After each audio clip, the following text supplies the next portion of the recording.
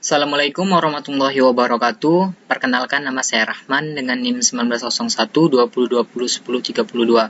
Nah, di sini saya akan mempresentasikan tentang modulasi dan FDM, Frequency Division Multiplexing, untuk memenuhi tugas UTS, Sistem Telekomunikasi yang diampu oleh Ibu Rusfa. Nah, langsung saja kita masuk ke PPT-nya.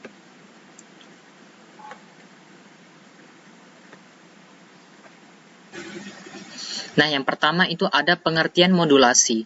Modulasi adalah proses memvariasikan satu atau lebih sifat bentuk gelombang periodik yang disebut sinyal pembawa dengan sinyal terpisah, yang disebut sinyal modulasi, yang biasanya itu berisi informasi yang akan dikirim. Nah, kemudian merupakan proses penumpangan sinyal informasi ke sinyal pembawa. Dengan menggunakan sinyal informasi ke sinyal pembawa, maka sinyal informasi tersebut dapat dikirimkan tak terbatas jangkauannya. Kemudian pada umumnya, sinyal informasi mempunyai frekuensi rendah, sedangkan sinyal pembawa umumnya gelombang sinusoidal yang mempunyai frekuensi tinggi. Nah, ini beberapa istilah tentang modulasi. Pada sinyal pembawa ada beberapa parameter gelombang sinusoidal, yaitu amplitudo, fase, dan frekuensi. Nah, ketiga parameter tersebut itu dapat dimodifikasi sesuai dengan sinyal informasi. Dari hasil modifikasi tersebut, maka itulah yang disebut dengan sinyal termodulasi. Nah, pita frekuensi yang ditempati oleh sinyal modulasi disebut pita dasar, sedangkan pita frekuensi yang lebih tinggi ditempati oleh pembawa acara termodulasi disebut pita sandi.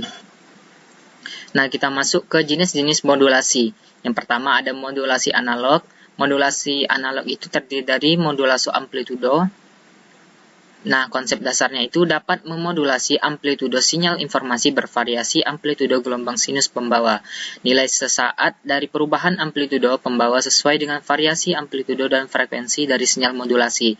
Nah, garis imajiner yang disebut amplop menghubungkan puncak positif dan negatif dari gelombang pembawa. Nah, berikut ini adalah gambar gelombang sinusoidal sebagai gelombang pemodulasi. Kita bisa lihat pada gambar, ini adalah gelombang pemodulasi. Dan ini ada proses terjadinya sinyal. Nah, dari modulation sine wave signal, carrier signal, dan amplitude modulasi signal.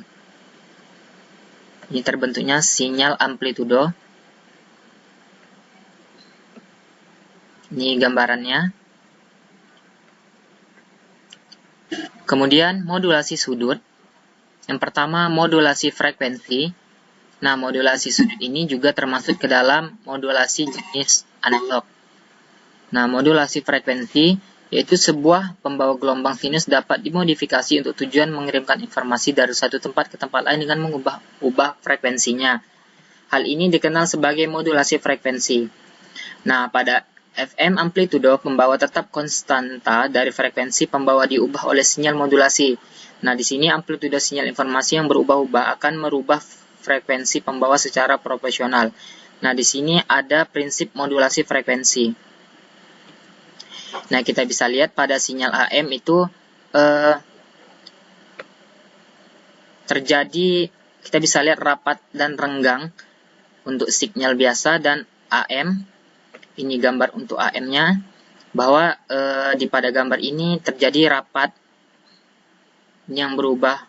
Kita bisa lihat di sini.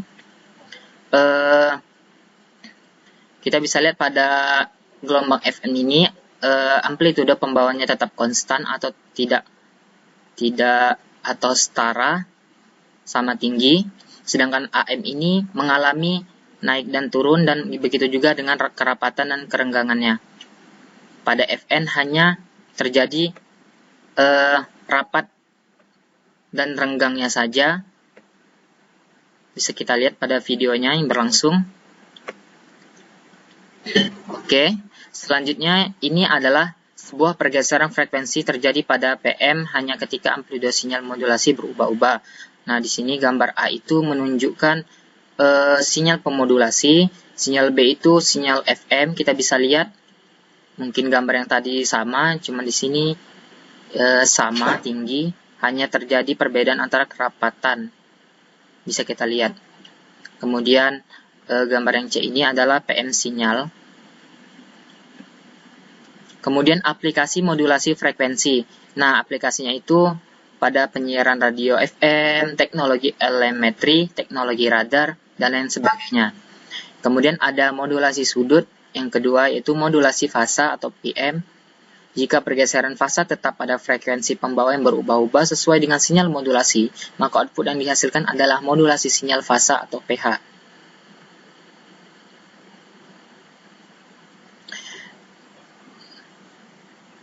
Kemudian modulasi fasa menghasilkan pergeseran fasa yang merupakan pemisah waktu antara dua gelombang sinus dari frekuensi yang sama. Maaf, ini PM ya.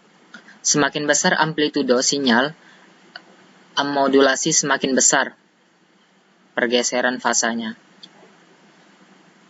Kemudian di sini ada deviasi frekuensi maksimum dihasilkan oleh modulator fase terjadi pada saat itu sinyal pemodulasi berubah pada tingkat yang paling cepat. Nah, di sini ada prinsip modulasi fasa, kita bisa lihat pada gambarnya. Nah, untuk aplikasi modulasi fase modulasi pada transmisi gelombang radio, pengkodean transmisi digital pada teknologi seperti Wi-Fi, GSM, dan televisi satelit.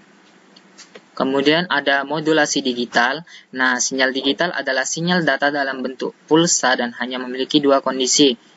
Kalau enggak 0, on, dan 1 itu off. Sinyal digital ini memiliki beberapa kelebihan, yaitu tidak mudah terpengaruh oleh derau, proses informasinya mudah, cepat, dan akurat. Nah, di sini modulasi digital itu terdiri dari 3 jenis.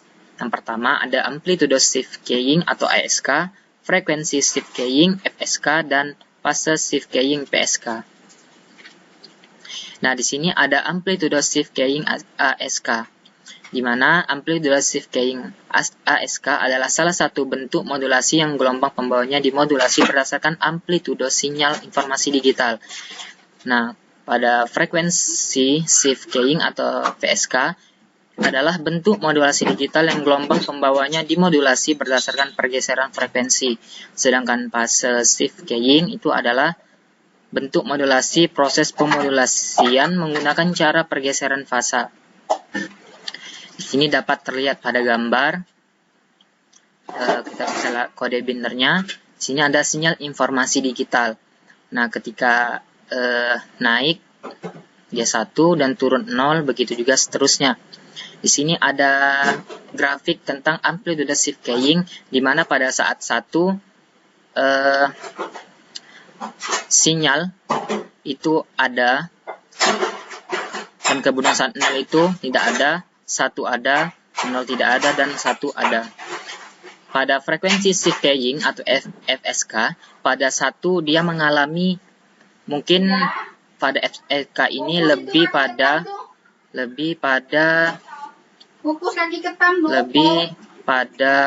kerapatan dan kerenggangan. Nah, pada saat 1 itu mengalami kerapatan dan 0 mengalami kerenggangan, begitu dengan 1. Untuk 1 dia mengalami kerapatan dan 0 mengalami kerenggangan. Dan pada fase shift keying, yaitu pada 1 dan 0, kita bisa lihat dia ada dan bentuknya sama.